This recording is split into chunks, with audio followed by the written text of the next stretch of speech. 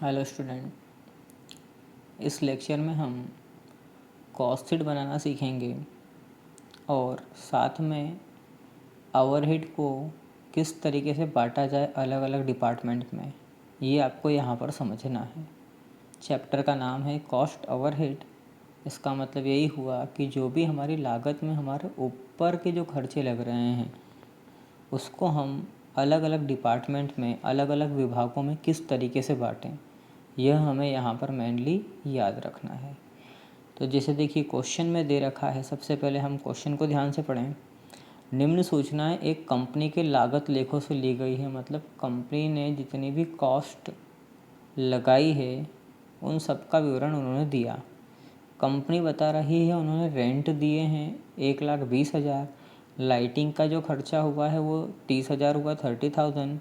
नियोक्ता का provident fund में अंशदान, employee contribution to PF, employee ने जो किया है 90,000 एम्प्लॉय के लिए नियोक्ता ने। सुपरविज़न चार्जेस, निरीक्षण मतलब जो देख रेख करने के खर्चे उनके आए हैं 45,000। डेप्रीशिएशन जो लगा है वो लगा है 50,000। इंश्योरेंस ऑफ स्टॉक, स्टॉक जो रखा हुआ था कंपनी के पास उन्होंने उसको इंश्योरेंस करवाया उसका और उसमें 15,000 खर्चे किए। रिपेयर करवाने पे उन्होंने 25,000 रुपये खर्चे किए और जो पावर कैपेसिटी है उस पर उन्होंने 60,000 रुपये खर्चे किए। इस तरीके से उन्होंने टोटल खर्चा दिया। साथ में इसको किस विभाग में कितना किसने क्षेत्र ले रखा है, किसने कितनी यूनिट, कितने लेबर, कितना खर्चा किया, ये सब अलग अलग जानकारियाँ यहाँ दे रखे हैं। जैसे यहाँ उन्होंने बोला प्रोडक्शन डिपार्टमेंट अलग बनाया उन्होंने, जिसको ए नाम दिया है, और बी।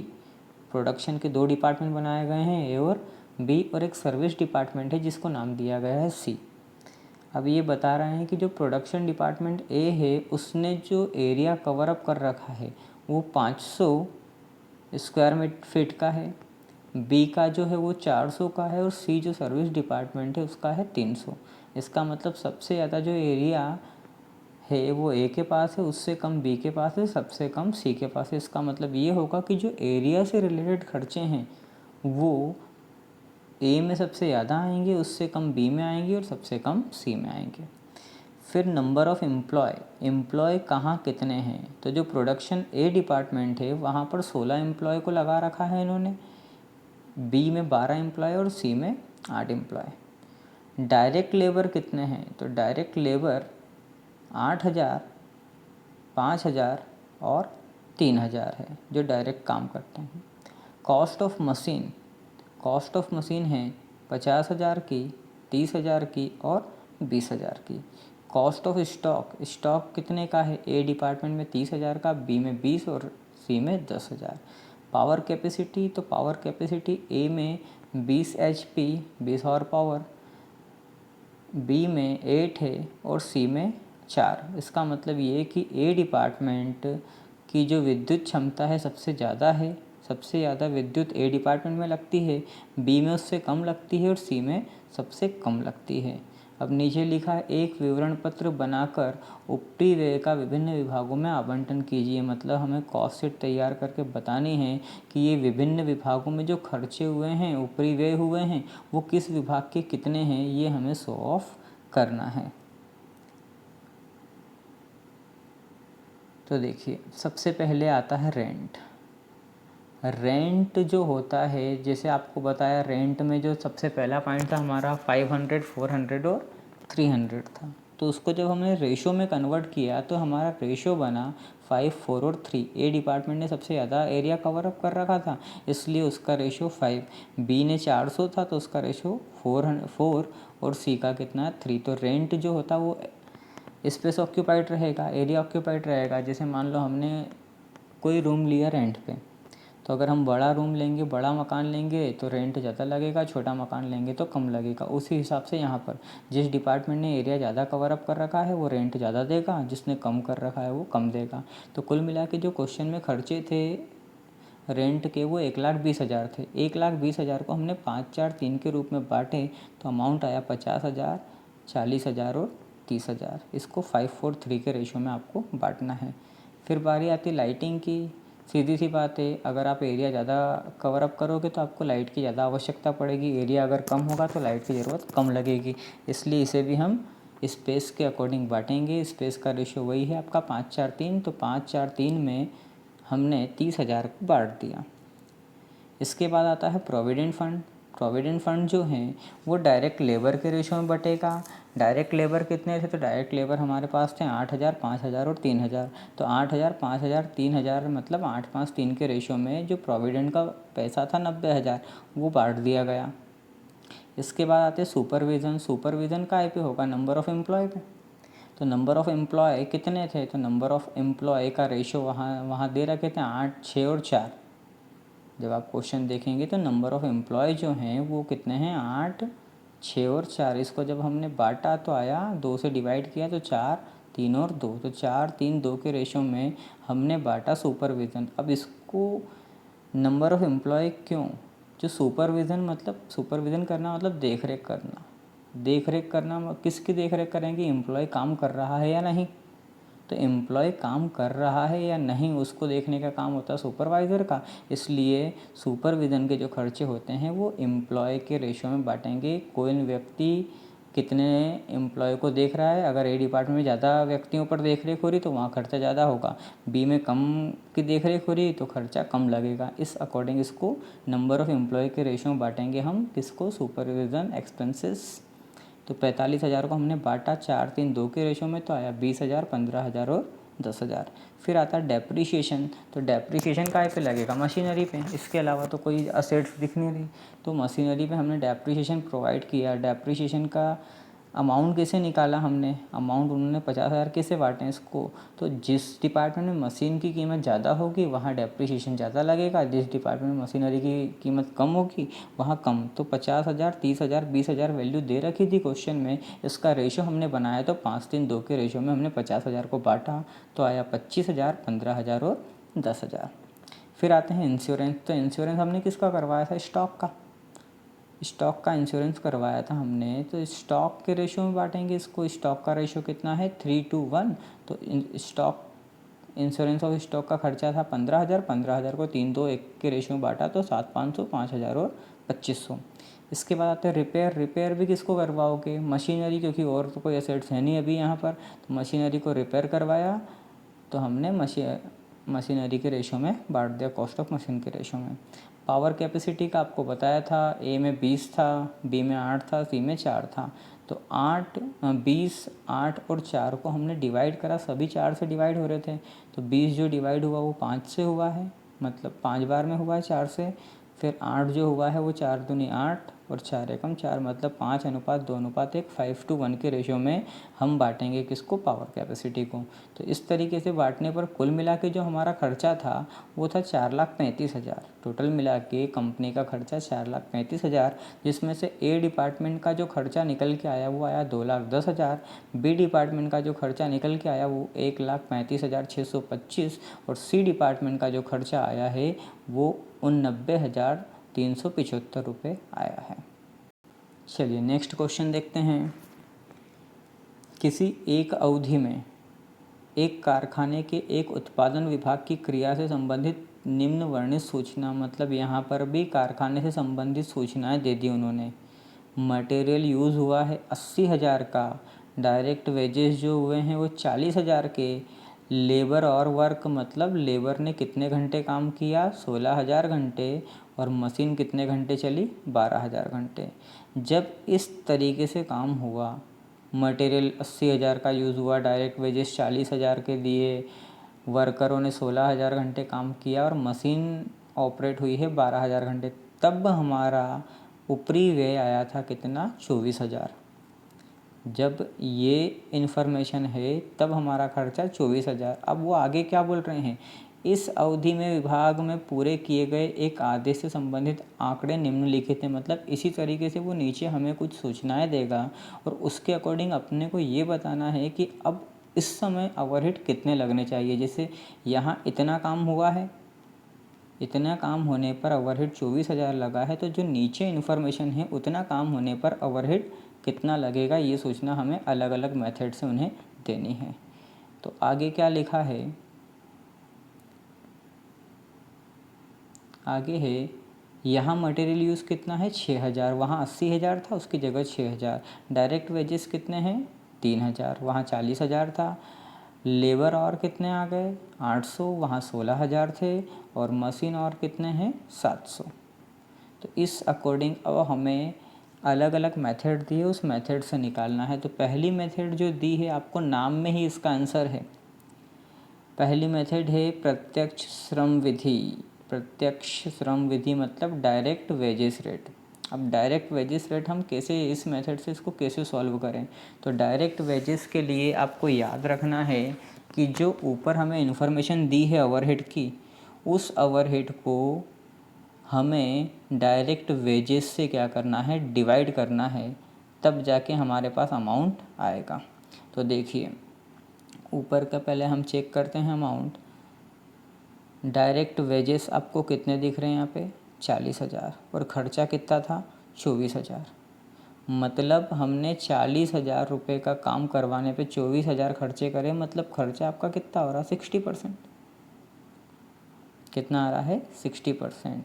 तो आप कैसे पता करेंगे 60% है, जो आपका ओवरहेड पुराना दे रखा है उसको आप ऊपर लिखेंगे और डिवाइड करेंगे आप किसको, जो भी नाम उन्होंने दिया। यहाँ पे डायरेक्ट वेजेस की बात हो रही, डायरेक्ट वेजेस कितने पुराने 4,000, और यहाँ इनटू कर देंगे। अब डायरेक्ट वेजेस कितने दे रहा है वो उसका आप इनटू करते ना, आपका डायरेक्ट आंसर निकल के आ जाएगा। तो यहाँ पर अब डायरेक्ट वेजेस कितने दिए हैं तो चेक करते हैं हम। यहाँ डायरेक्ट वेजेस दे रखे हैं 3,000। तो हम आंसर कैसे निकालें इसका, पुराने जो खर्चे थे वो आप ऊपर लिखेंगे, पुराने ओवरहेड, उसको आप डिवाइड करेंगे डायरेक्ट वेजेस से। डायरेक्ट वेजेस पुराने कितने थे, पुराने जो डायरेक्ट वेजेस होंगे वो आप डिवाइड में लिखेंगे और इनटू में लिखेंगे। अब जिसकी कैलकुलेशन करना है उसकी, तो अब कैलकुलेशन जिसकी कर रहे हैं उसमें डायरेक्ट वेजेस 3,000 हैं, आप इनटू का करेंगे 3,000 का। जब इसको हम सॉल्व करते हैं तो 40, ये 30 और ये 10 आपकी कैंसिल होती है। 4 के टेबल में 24 6 टाइम में आता है और 300 में अगर आप 6 का मल्टीप्लाई करते हैं तो आपका आंसर आएगा 1800। ये जो मैं मेथड बता रहा हूँ आपको, ये डायरेक्ट करने की मेथड है। आप चाहें तो सीरीज या बुक के अकॉर्डिंग भी कर सकते हैं कि बुक में पहले परसेंटेज निकालते हैं, जैसे यहाँ निकला हुआ है फैक्ट्री ओवरहेड पहले वाले कितने थे 24,000, इंटू करा 100 का और फिर डिवाइड करा 4,000 से। परसेंटेज कितना आया आपका 60%। अब 60% काय का निकाला हमने, जो यहाँ पे डायरेक्ट वेजेस था उसका। तो कितना आया 1800। हमने डायरेक्ट करके देखा तो भी आंसर कितना आया 1800। तो वो मेथड आप फॉलो करेंगे तो ज़्यादा बेटर है। क्या करेंगे, हम ओवरहेड की कैलकुलेशन कर रहे हैं, जितना ओवरहेड पुराना है वो आप ऊपर लिखेंगे, डिवाइड करेंगे। कौन सी मेथड की बात हो रही है, प्रत्यक्ष श्रम मतलब डायरेक्ट लेबर या डायरेक्ट वेजेस। तो डायरेक्ट वेजेस जो होंगे वो डिवाइड करेंगे। और अब हमें काय की निकालनी है, इसका निकालना है लेबर, इसकी ओवरहेड तो इसके ओवरहेड, इसके वेजे डायरेक्ट एक्सपेंसेस का मल्टीप्लाई कर देंगे।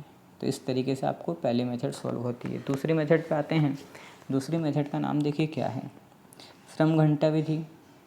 मतलब यहाँ आपको लेबर आवर पे ध्यान देना है। इसके पहले हमने ध्यान काय पे दिया था, जो भी डायरेक्ट वेजेस आ रहे थे उस पर ध्यान दिया था। अब यहाँ क्या, तो देखिए खर्चे तो वही के वही आपके 24,000 पुरानी मेथड में। पहले हमने डिवाइड काय से करा था, पहले मेथड हमारी डायरेक्ट लेबर थी, डायरेक्ट लेबर से करा था। अब हमारी मेथड का नाम क्या है, लेबर और लेबर आवर। तो लेबर आवर यहाँ आपके लिखे हुए हैं, दे रखे हैं, वहाँ पर लेबर आवर 16,000 पुराने जो लेबर आवर है उससे डिवाइड करेंगे और इनटू में नए लेबर होंगे उसका इनटू। देखें नए लेबर आवर कितने हैं 800, मल्टीप्लाई करोगे आप 800 का। तो इस तरीके से इसको कैलकुलेट करते हैं। 20 से 20, 10 से 10 जब कैंसिल होगी, फिर 8 2 जा 16 होता है, 2 से इसको डिवाइड करेंगे, 2 1 जा 2, 2 2 जा 4, 2 0 की 2 0, खर्चा आएगा आपका 1200। तो 1200 आप नीचे वाली मेथड से देखेंगे तो भी यही आएगा आपका आंसर। फैक्ट्री ओवरहेड वही 24,000, नंबर ऑफ़ लेबर और कितने हैं 16,000। एक आवर का पहले निकाला इन्होंने और फिर इनटू का किया 800 का। हमने डायरेक्ट किया, हमने क्या किया 24,000 को डिवाइड करा 16,000 से और सीधे इनटू कर दिया 800 से, और ये इंटू कर रहे हैं बाद में। तो आप एक ही मेथड को सीखो और उसी मेथड से बाकी सब को ईजिली कर सकते हैं। बस आपको फोकस करना है नाम पे। डायरेक्ट लेबर बोलेगा, आप डायरेक्ट लेबर से इंटू करना, पुराने डायरेक्ट लेबर से डिवाइड करना और नए डायरेक्ट लेबर का इंटू कर देना। अगर वो प्रत्यक्ष श्रम बोले तो ये हो जाएगी। इसके बाद श्रम घंटे विधि, मतलब जो भी लेबर पुराने होंगे उसको डिवाइड करना, नए लेबर का इंटू कर देना। मशीन घंटे दर, मतलब पहले मशीन जितने घंटे चली थी उससे डिवाइड करना और अब मशीन जितने घंटे चलेगी उसका मल्टीप्लाई करना। तो देखिए खर्चा तो आपका वही का वही रहेगा जो पुराना था। तो पुराना खर्चा कितना था देखते हैं, 24,000। ये तो सब में सेम आएगा आपका। डिवाइड पहले कितने घंटे चली थी मशीन, तो पहले कितने घंटे चली थी देखने के लिए 12,000। चलिए 24,000 को मैंने डिवाइड करा 12,000 से, इंटू अब कितने घंटे चल रही मशीन, 700। 700 का इंटू कर देंगे हम, तो ये हो जाएगा 12 दूना 24, 200, 2 और 2 में 700 का इंटू करेंगे आप तो आ जाएगा 7 दूनी 14। आपका आंसर आ जाएगा 1400। तो इस तरीके से हमें इसको सॉल्व करना। थर्ड वाले का हमारा आंसर आ गया कितना, 1400 रुपये। तो अलग अलग हर मेथड में अलग अलग रूल फॉलो करने की आपको कोई ज़रूरत नहीं है। आपको बस इतना याद रखना है कि हर मेथड में फैक्ट्री ओवरहेड को आपको ऊपर लिखना है और जिस भी मेथड का वो बोल रहा है उसके जो पुराने खर्चे हैं उसको डिवाइड करना और हमें जिसकी ओवरहेड निकालने का बोल रहे हैं उसका मल्टीप्लाई करना। जैसे यहाँ पर दे रखा था हमें क्वेश्चन में, हम फिर से उसको एक बार और देख लेते हैं। जैसे इस क्वेश्चन में दे रखा था जितने भी खर्चे दिए 80,000, 40,000, 16,000, तो नाम के ऊपर डिपेंड रहना अपने को। उसने बोला डायरेक्ट वेजेस मेथड, तो ये जो खर्चे हैं इसको हमने डायरेक्ट वेजेस से डिवाइड करा और यहाँ के डायरेक्ट वेजेस का इंटू कर दिया।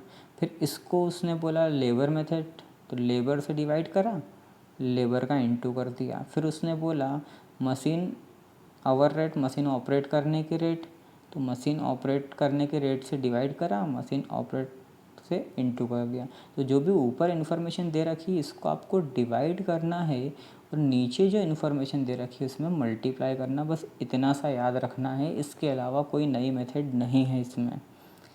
चलिए आगे देखते हैं इसको हम। इसमें हमें कॉस्ट शीट भी तैयार करनी है। तो कॉस्ट शीट कैसे तैयार होगी, कॉस्ट शीट तो पूरी तैयार करने का उन्होंने टोटल हमें बोला था फैक्ट्री कॉस्ट निकाल के बताओ। तो फैक्ट्री कॉस्ट कैसे निकालते हैं, तो याद रखिएगा डायरेक्ट जितना भी है अगर वो ऐड हो जाता है तो उसे हम प्राइम कॉस्ट बोलते हैं। डायरेक्ट मटेरियल, डायरेक्ट लेबर या वेजेस और डायरेक्ट एक्सपेंसेस। इस क्वेश्चन में एक्सपेंसेस नहीं है, डायरेक्ट मटेरियल और डायरेक्ट लेबर हैं। कितना, 6,000, 3,000, 6,000, 3,000, 6,000, 3,000। कहाँ है ये क्वेश्चन में लिखा है, क्वेश्चन में नीचे जो लिखा पहली और दूसरी लाइन। तो कुल मिला के 9,000, 9,000, 9,000 तो खर्चे हो गए।